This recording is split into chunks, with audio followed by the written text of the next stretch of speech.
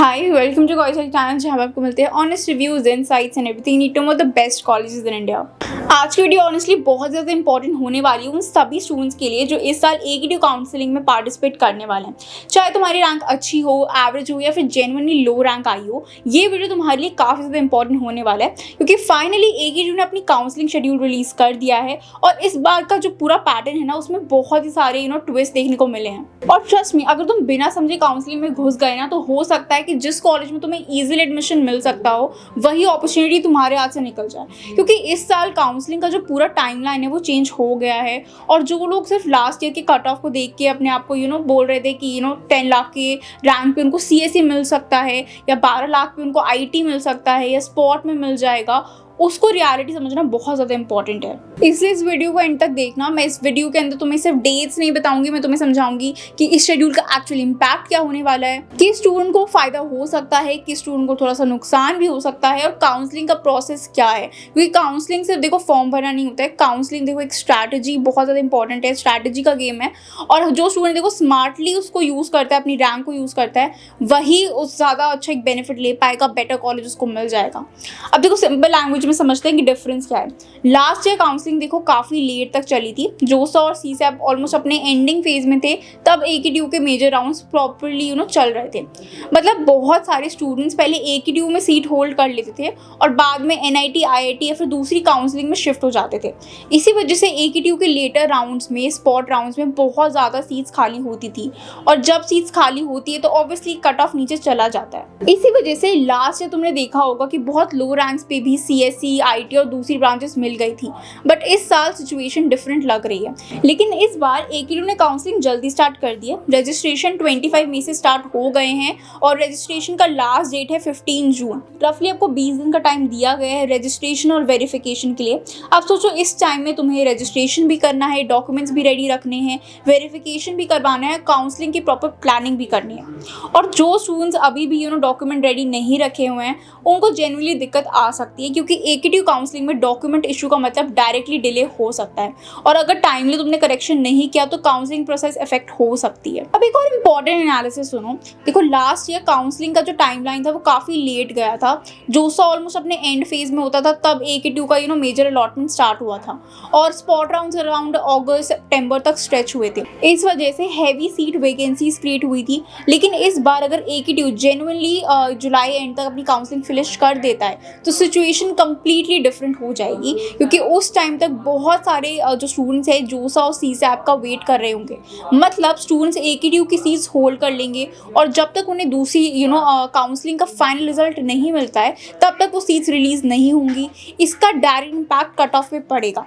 Early rounds में cut off जो है कंपेरेटिवली ज़्यादा होता है। हाँ, लेटर राउंड्स में वैकेंसीज क्रिएट हो सकती हैं, पैटर्न लास्ट ईयर जैसा एग्जैक्ट नहीं होगा, ये बिल्कुल एक्सपेक्ट मत करना कि लास्ट ईयर जैसा ही होगा। सिंपल लैंग्वेज में समझो, अर्ली राउंड्स में कट ऑफ जो है वो हाई जाता है। लास्ट ईयर जैसे extreme low cut of her जगह रिपीट हो ये गारंटीड नहीं है, और ये बात स्टूडेंट्स को समझनी बहुत ज़्यादा इंपॉर्टेंट है। हाँ, पॉसिबिलिटी ये भी है कि लेटर AQT को एक्स्ट्रा राउंड कंडक्ट करवाने पड़े अगर बहुत सारी सीट्स जो है वो खाली रह गई, क्योंकि अगर CSAP अगस्त तक स्ट्रेच हुआ और स्टूडेंट्स लेटर शिफ्ट हुए तो AQT के कॉलेजेस में वैकेंसीज क्रिएट होंगी ही होंगी।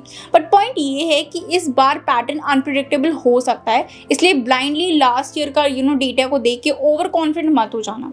अब काउंसलिंग का पूरा प्रोसेस सिंपल लैंग्वेज में समझते हैं। सबसे पहले रजिस्ट्रेशन होगा, रजिस्ट्रेशन के बाद डॉक्यूमेंट वेरिफिकेशन होगा, और डॉक्यूमेंट वेरिफिकेशन के बाद आता है सबसे इंपॉर्टेंट पार्ट, चॉइस फिलिंग। और ऑनेस्टली काउंसलिंग का असली गेम चॉइस फिलिंग ही होता है। बहुत स्टूडेंट सोचते हैं कि काउंसलिंग मतलब बस कॉलेजेस के नाम भर दो और काम खत्म हो जाएगा, बट ऐसा बिल्कुल नहीं होता है। अगर आप चॉइस फिलिंग कर दे तो बिना एक स्ट्रैटेजी बनाए काउंसलिंग के अंदर, तो ये बहुत बड़ा आपका जो है हाई चांस रहता है कि आपको अच्छी कॉलेजेस नहीं मिलेंगे। चॉइस फिलिंग बहुत ज़्यादा इम्पैक्ट करता है, इसलिए चॉइस फिलिंग हमेशा प्रॉपर प्लानिंग के साथ करनी चाहिए। सेफ कॉलेजेस, रियलिस्टिक कॉलेजेस और थोड़े एम्बिशियस कॉलेजेस, सबका एक बैलेंस होना चाहिए। सिर्फ टॉप कॉलेजेस भर देना स्मार्टेस्ट नहीं होगा, और ना ही सिर्फ अगर आप लो कॉलेजेस भरोगे तो वो भी स्मार्टेस्ट नहीं है। अब डॉक्यूमेंट्स की बात करते हैं। रजिस्ट्रेशन के अराउंड आपको डॉक्यूमेंट्स अपलोड करने होंगे और AKTU के जो ऑफिसर्स हैं उनका वेरिफिकेशन करेंगे। अगर किसी डॉक्यूमेंट में प्रॉब्लम हुई तो क्वेरी रेज होगी और आपको करेक्ट डॉक्यूमेंट अपलोड करना पड़ता है।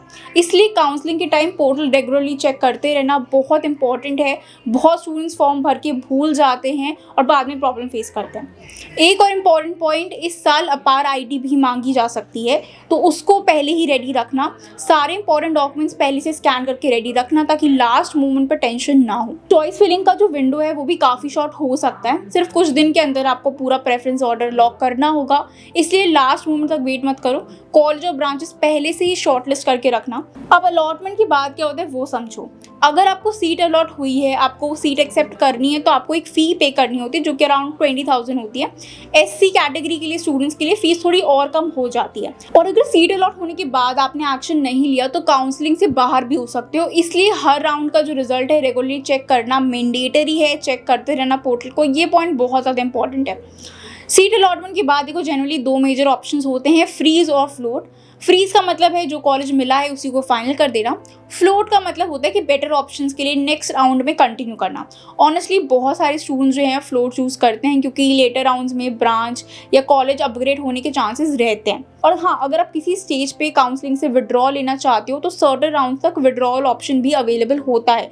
यूजुअली थोड़ा डिडक्शन होता है और बाकी का जो अमाउंट है वो आपको वापस मिल जाता है। लेकिन अगर आपने फर्स्ट स्टेज तक सीट होल्ड करी है और फिजिकल रिपोर्टिंग नहीं करी तो फ़ी भी जा सकती है और सीट भी आपकी कैंसिल हो सकती है, तो ये ध्यान रखना। अब फिजिकल रिपोर्टिंग का ये पॉइंट बहुत इंपॉर्टेंट है। देखो, अगर फाइनल ऑडिट कॉलेज में आप रिपोर्ट नहीं करते, डॉक्यूमेंट्स प्रॉपर अपलोड नहीं करते हो तो सीट कैंसिल हो सकती है। इसलिए काउंसलिंग के फाइनल स्टेज को लाइटली मत लेना। अब आते हैं काउंसलिंग का सबसे इंटरेस्टिंग पार्ट पे, इंटरनल स्लाइडिंग और स्पॉट काउंसलिंग। देखो, बहुत बार ऐसा होता है कि नॉर्मल राउंड्स में कोई ब्रांच कंपैरेटिवली हाई रैंक पे क्लोज होती है, लेकिन इंटरनल स्लाइडिंग या स्पॉट राउंड में वही ब्रांच काफ़ी लोअर रैंक तक चली जाती है। और ऑनेस्टली काउंसलिंग का रियल एक्सपीरियंस यहीं पे आता है। हर साल ऐसे एग्जाम्पल्स आपको देखने को मिलेंगे जहाँ स्टूडेंट्स को लेटर राउंड्स में सरप्राइजिंगली अच्छे कॉलेजेस मिल जाते हैं, क्योंकि लेटर राउंड्स में वैकेंसीज क्रिएट हो जाती हैं, खाली सीट्स होती हैं। कुछ स्टूडेंट दूसरी काउंसलिंग में चले जाते हैं, कुछ ब्रांच चेंज करते हैं और कुछ रिपोर्टिंग ही नहीं करते। इस वजह से स्पोर्ट्स राउंड का कट ऑफ काफ़ी ज़्यादा फ्लक्चुएट करता है। एक और पॉइंट समझो, इंटरनल स्लाइडिंग और जो स्पेशल राउंड्स होते हैं वो दोनों अलग चीज़ें होती हैं। इंटरनल स्लाइडिंग जनरली कॉलेज के अंदर होती है और कई बार आप इंटरनल स्लाइडिंग चूज़ करते हो तो स्पेशल राउंड्स में पार्टिसिपेट नहीं कर पाते। इसलिए हर स्टेप पे डिसीजन केयरफुली लेना बहुत इंपॉर्टेंट है। स्पेशल राउंड्स की अगर बात करें तो स्पेशल राउंड्स में जनरली होम स्टेट और अदर स्टेट स्टूडेंट्स दोनों पार्टिसिपेट कर सकते हैं, लेकिन यहाँ रिजर्वेशन रूल्स काफ़ी डिफरेंट होते हैं। बहुत सीट्स ओपन कैटेगरी नेचर में कन्वर्ट हो जाती हैं एक्सेप्ट कुछ रिजर्व्ड कंडीशंस में। और एक इम्पॉर्टेंट चीज़, स्पेशल राउंड्स में कई बार पहले आपको पेमेंट करना पड़ता है और रिफंड रूल्स भी काफ़ी स्ट्रिक्ट होते हैं, इसलिए बिना समझे स्पेशल राउंड्स में जंप मत करना। अब मैं काउंसलिंग और स्पेशल काउंसलिंग का भी डिफरेंस बता देती हूँ। जो मेन काउंसलिंग होती है वो मेनली JEE मेंस के बेसिस पर होती है और इस बार की जो राउंड है उसमें मेनली होम स्टेट स्टूडेंट्स को प्रेफरेंस दिया गया है। लेकिन जो स्पॉट काउंसलिंग होती है उसमें कई बार CUT या 12th बेसिस पे भी एडमिशन हो जाता है, डिपेंडिंग ऑन कि कितनी सीट्स खाली हैं। तो जिन स्टूडेंट्स का JEE स्कोर अच्छा नहीं आया उनके लिए भी अपॉर्चुनिटीज़ कम्प्लीटली ख़त्म नहीं होती है। अब कॉलेजेस की भी बात कर लेते हैं। AKTU में गवर्नमेंट कॉलेजेस भी हैं, यूनिवर्सिटीज़ भी हैं और प्राइवेट कॉलेजेस भी आते हैं, लेकिन ऑनेस्टली सब कॉलेज सेम लेवल के नहीं होते। कुछ जेन्युइनली डिसेंट प्लेसमेंट देते हैं और एक्सपोजर देते हैं और कुछ एवरेज भी होते हैं। इसलिए सिर्फ एडवर्टाइजमेंट देख के या नाम देख के डिसीजन मत लेना। प्लेसमेंट कैसा है, फीस क्या है, क्राउड कैसा है, location, internship, coding culture, academics, campus life, ये सब फैक्टर्स भी देखना बहुत ज़्यादा इंपॉर्टेंट है। प्रॉपर रिसर्च करना। मोस्ट ऑफ जो AKTU कॉलेजेस हैं उन पर मैंने एक रिव्यू वीडियो बनाया हुआ है, तो उसको जाके चेकआउट कर लेना एंड आपको सारी डिटेल्स पता चल जाएंगी। ओवरऑल सिंपल लैंग्वेज में बोलूँ तो देखो, इस साल का जो AKTU का काउंसलिंग वो काफ़ी इंटरेस्टिंग होने वाला है। अर्ली राउंड में कट ऑफ कंपेरेटिवली ज़्यादा हाई होंगे, लेटर राउंड्स में अपॉर्चुनिटीज़ क्रिएट हो सकती हैं और स्पोर्ट्स राउंड का जो पैटर्न है वो भी काफ़ी इंपॉर्टेंट रहेगा। इसलिए पैनिक मत करना और ओवर कॉन्फिडेंट भी मत रहना। डॉक्यूमेंट्स अपने पहले से रेडी रखो, काउंसलिंग डेट्स भी याद रखो, पोर्टल रेगुलरली चेक करते रहना और चॉइस फिलिंग स्मार्टली करना, क्योंकि देखो बहुत बार एवरेज रैंक वाला स्टूडेंट भी काफ़ी अच्छे से अगर चॉइस फिलिंग करे तो अच्छा कॉलेज ले जाता है। बाकी देखो काउंसलिंग में पेशेंस जो है वो बहुत ज़्यादा इंपॉर्टेंट होते हैं। बहुत स्टूडेंट्स फर्स्ट राउंड में ही पैनिक कर जाते हैं, लेकिन देखो एकेटीयू काउंसलिंग में रेटर राउंड्स और जो स्पॉट राउंड्स होते हैं वो काफ़ी इंपॉर्टेंट रोल प्ले करते हैं, इसलिए प्रोसेस को प्रॉपर्ली समझ के ही डिसीजन लेना। बाकी देखो मैंने सारी चीज़ें कवर कर दी इस वीडियो के अंदर, ट्राइड माय बेस्ट कि जो भी पॉइंट्स हैं एकेटीयू के काउंसलिंग को लेकर वो सारे पॉइंट्स मैं क्लियर करूँ। बट स्टिल कोई अगर डाउट रह गया है एकेटीयू की काउंसलिंग को लेकर समझ नहीं आ रहा, कोई भी पॉइंट हो सकता है आपके दिमाग में कोई डाउट हो, तो आप डायरेक्टली मुझे कॉन्टैक्ट कर लेना। कॉन्टैक्ट नंबर आपको स्क्रीन पे भी दिख रहा है, डिस्क्रिप्शन बॉक्स में भी सारी कॉन्टैक्ट डिटेल्स है, वहाँ से जाके ईजिली रीच आउट कर सकते हो। मैं आपको प्रॉपर गाइडेंस प्रोवाइड कर दूंगी। कोई भी कॉलेज को लेकर भी डाउट आ रहा है, चाहे वो एकेटीयू का कॉलेज हो, एकेटीयू का कॉलेज ना भी हो, कॉलेज को लेकर भी डाउट आ रहा है, तो उसके लिए भी आप डायरेक्टली मुझे कॉन्टैक्ट कर सकते हो। बाकी कॉमेंट्स में भी अपने डाउट मुझसे पूछ सकते हो। कॉमेंट्स में थोड़ा सा टाइम लग जाता है रिप्लाई करने में, तो आई वुड सजेस्ट कि कोई डाउट आ रहा है तो डायरेक्टली कॉन्टैक्ट कर लेना। बाकी वीडियो पसंद आया हो तो वीडियो को लाइक करना, चैनल को सब्सक्राइब करना अगर अभी तक नहीं किया है तो। मिलते हैं नेक्स्ट वीडियो में। All the best for your career.